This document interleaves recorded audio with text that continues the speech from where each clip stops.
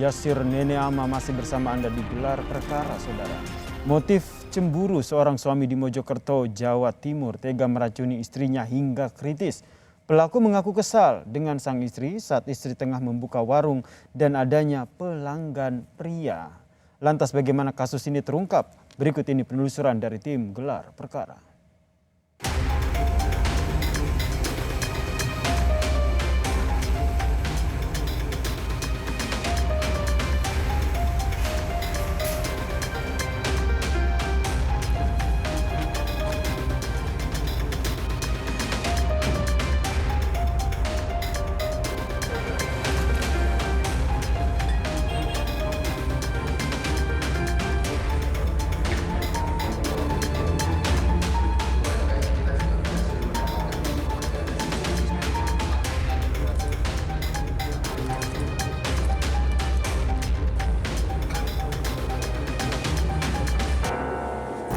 Seorang suami di Mojokerto, Jawa Timur tega meracuni istrinya sendiri menggunakan racun tikus. Tidak hanya sang istri, salah seorang pelanggan warung kopi juga mengalami keracunan hebat, bahkan sempat kritis akibat meminum kopi yang telah tercampur dengan racun tikus. Bagaimana kisahnya? Ikuti penelusuran kami di Mojokerto, Jawa Timur. Kasus ini terungkap setelah adanya laporan warga yang melihat korban dan pelanggan korban terluka setelah meminum kopi yang diracuni pelaku. Beruntung, nyawa korban yakni istri pelaku masih terselamatkan. Selain cemburu, diketahui pelaku kesal pada korban karena memaksa dirinya berjualan mie ayam. Cekcok pun tidak terhindarkan. Tim Gelar Perkara menggali lebih dalam pada pihak kepolisian. Dari hasil pemeriksaan sejumlah saksi dan tetangga yang mengetahui kejadian ini, diketahui pelaku sudah merencanakan mencelakai korban di warung kopi milik korban.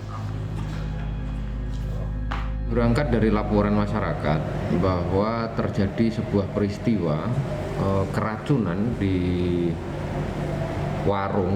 sebuah warung di Kecamatan Dawar Belendo.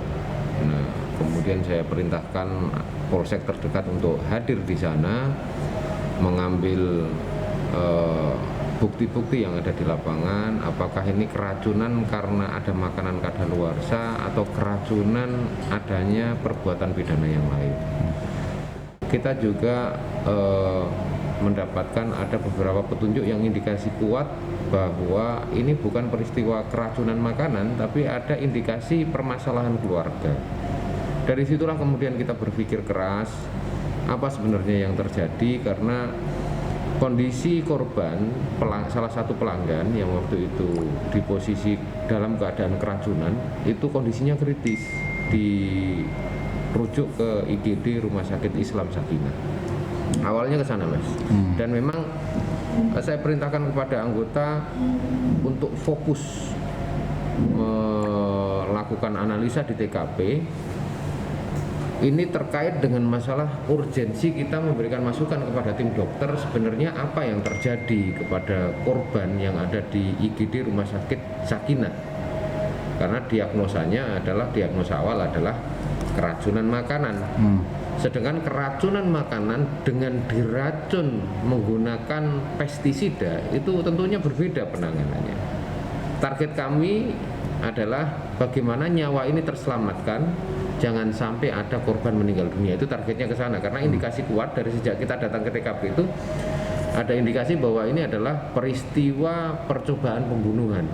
Ada teman dari laboratorium yang kita libatkan untuk mengambil sampel awal untuk menjadi petunjuk kita di lapangan apakah kopi ini memang ada indikasi racunnya atau tidak, atau airnya yang memiliki kandungan racun gitu. Dan kita merujuk ternyata ke kopi karena memang secara fisikly juga ada warna-warna yang aneh di dalam kopi. Hasil pengecekan alibi yang bersangkutan, kemudian persesuaian keterangan saksi yang sesaat setelah yang bersangkutan memasukkan, jadi durasi yang bersangkutan memasukkan sesuatu ke dalam serbuk kopi itu hanya di antara jam 12 sampai jam 2 pagi. Jadi jam 2 hanya 2 jam ini saja.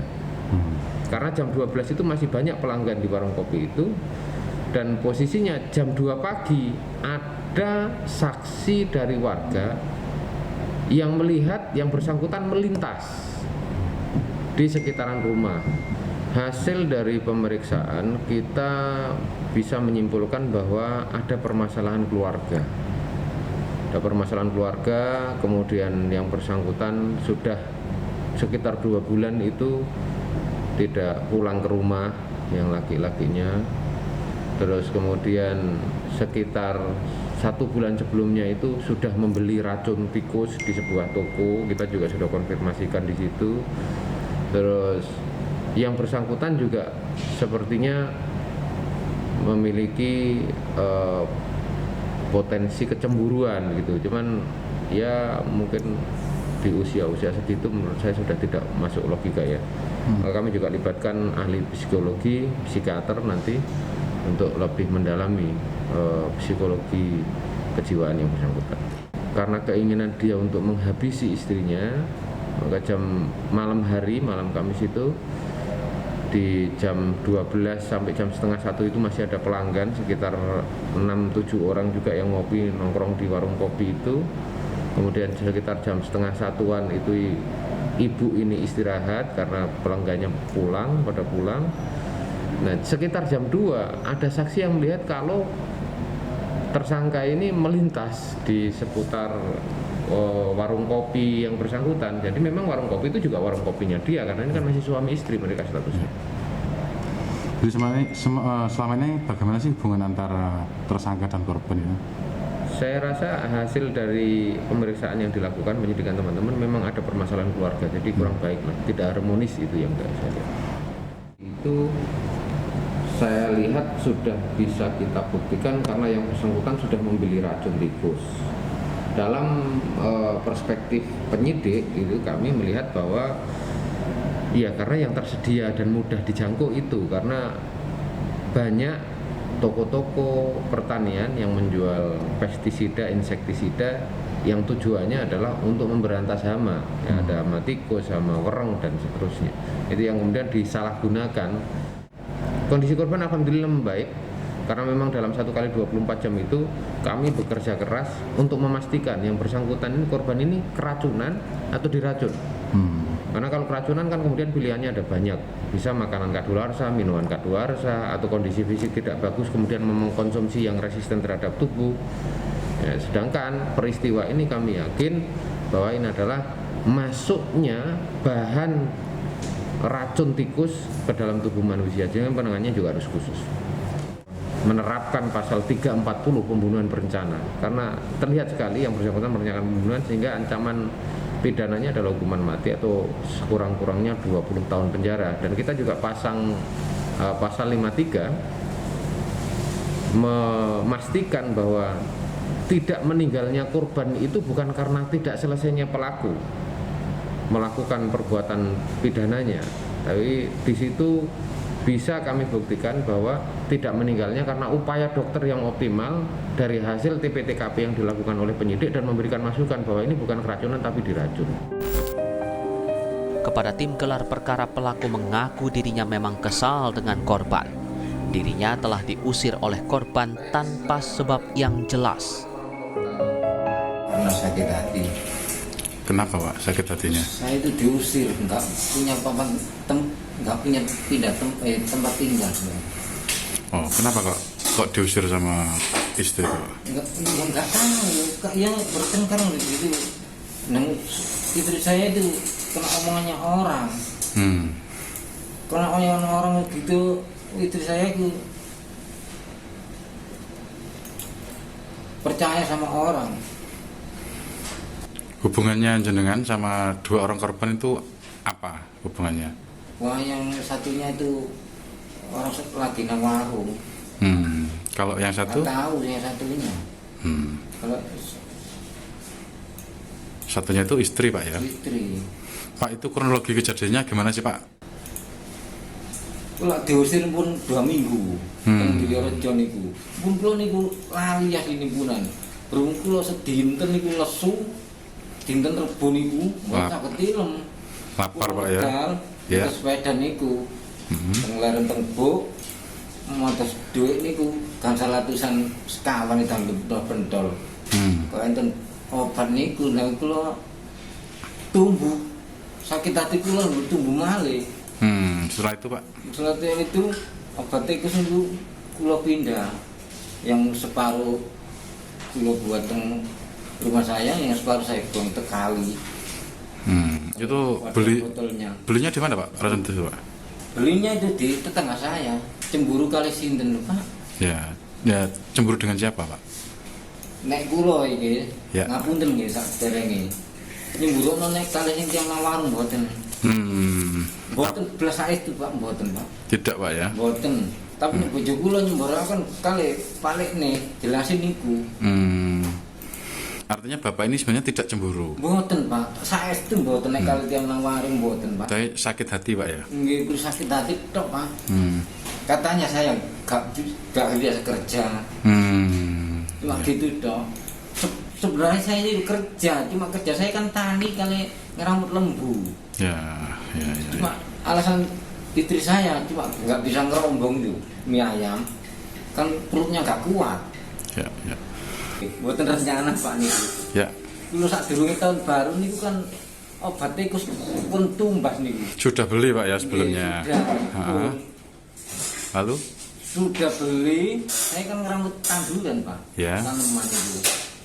Tinggal satu itu tanaman white panen. Ya. Ini ku saya diusir Pak. Dari rumah sama istri saya makan aja nggak boleh Pak.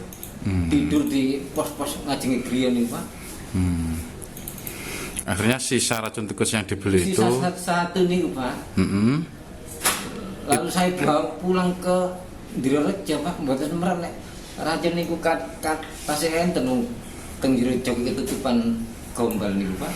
Gitu. Kita jam 12:30 Pak. Nek jam 12 lebih seberapa nggih setengah tunggal niku. Tengah malam Pak ya? Nggih. Nggak ada orang waktu itu Pak? Nggak ada Pak.